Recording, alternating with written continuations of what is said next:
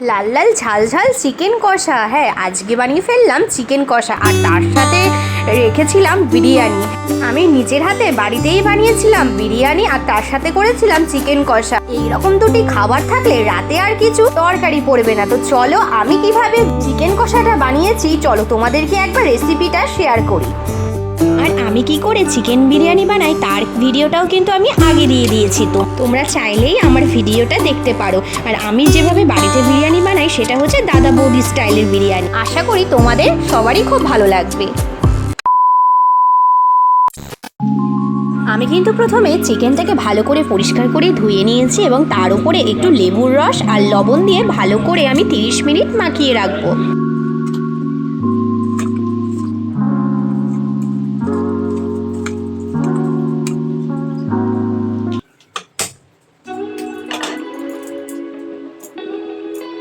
কড়াই তেলটা যতক্ষণ গরম হচ্ছে ততক্ষণ চলো তোমাদের দেখিয়ে দিই। এখানে 15 থেকে 20 কোয়া রসুন, 6টা লঙ্কা আর 1 ইঞ্চি আদা, পেঁয়াজ ও টমেটো নিয়ে নিয়েছি। আর এইদিকে ডুমু ডুমু করে কেটে রাখা আলু এবং তার মধ্যে দিয়ে নিয়েছি লবণ ও হলুদ। ভালো করে আমি মাখিয়ে নেব।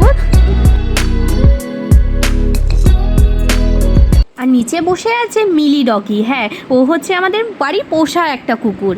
ও কিন্তু সবসময় আমার সাথেই থাকে, তাই কেমন বারবার করে দেখছে। দেখ,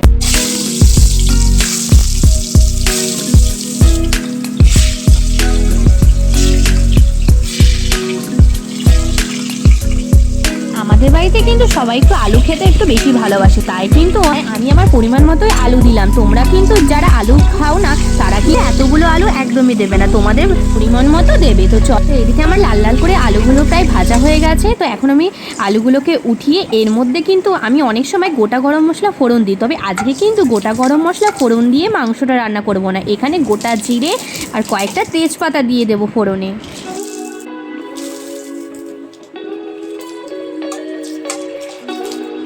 আর এখানে আমি পেঁয়াজ একদম কুচি করে কেটে রেখেছিলাম, সেই পেঁয়াজটা দিয়ে দেব।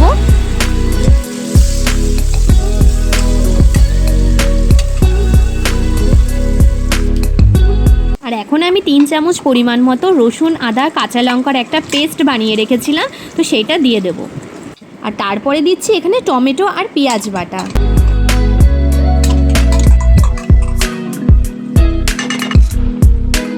পরিমাণ মতো হলুদ ও পরিমাণ মতো লবণ দিয়ে আমি এই মশলাটা ভালো করে কষিয়ে নেব। তার সাথে একটু লঙ্কার গুঁড়ো নিয়েছিলাম।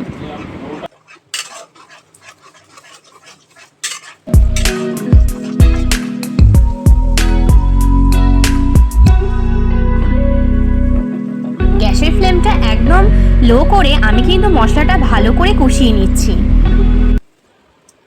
মিলি, এই যে, হ্যালো। আসলে কি বলো তো, আজকে তো চিকেন কষা রান্না করছি, তো চিকেনের যে গন্ধটা বেরিয়েছে ও তার জন্যই বারবার করে আমার কাছে চলে আসছিল। আসলে ওরও খিদে পেয়ে গেছে, তো আমি বললাম দাঁড়া আমি এই মাংসটা বসিয়ে দিই, তারপরেই তোকে আমি পেডিগ্রি খেতে দিয়ে দিচ্ছি। তোমরা দেখলেই বুঝতে পারবে আমার এই মশলাটা থেকে কিন্তু একদম তেল ছেড়ে দিয়েছে এবং তেলগুলো কীরকম ওপরে ভেসে উঠছে। তার মানে আমার এই মশলাটা কিন্তু একদম পারফেক্ট কষে গেছে। এখন এই স্টেপে আমি দিয়ে দেব লেবু এবং লবণ মাখানোর যে মাংসটা রেখেছিলাম সেটা এর মধ্যে ভালো করে মিশিয়ে নেব।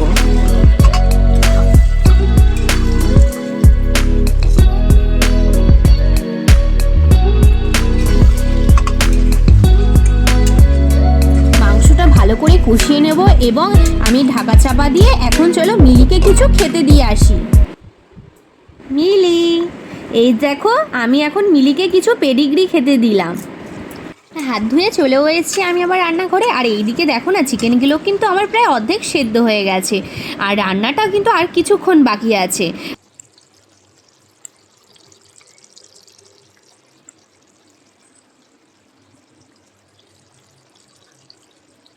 ঠিক এই সময় আমি কিছু টক দই এর উপর দিয়ে ছড়িয়ে দেবো, যাতে আমার এই চিকেন কষাটা খেতে আরও খুব সুন্দর হয়।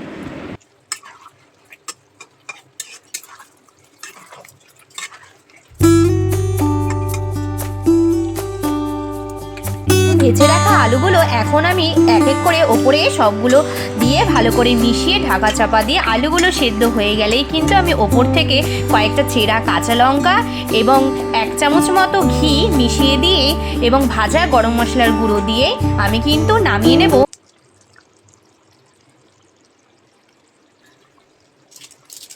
আমার কিন্তু রান্নাটা কমপ্লিট হয়ে গেছে। আর আমার এই চিকেন কষা রান্নাটা কেমন হয়েছে যদি ভালো লেগে থাকে তাহলে কিন্তু তোমরা কেউ প্লিজ কমেন্টে জানিও। আর আমার আরও নতুন নতুন রান্না দেখার জন্য আমার চ্যানেলটিকে সাবস্ক্রাইব করে রেখো।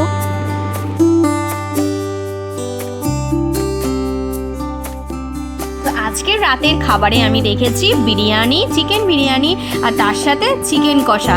এই রকম রাতে দুটো খাবার থাকলে আর কিছু লাগে না। কি ঠিক বললাম তো? আর তোমাদের যদি আরো অন্য কিছু রান্না দেখতে চাও তো আমাকে কমেন্টে জানিও, আর আমি চেষ্টা করব নেক্সট ভিডিওতে সেই রান্নাটি তুলে ধরার।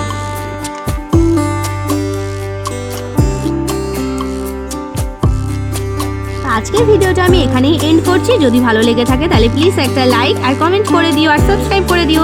তো আজকের মতো সবাইকে টাটা, তোমরা সুস্থ থেকো, ভালো থেকো, বাই বাই।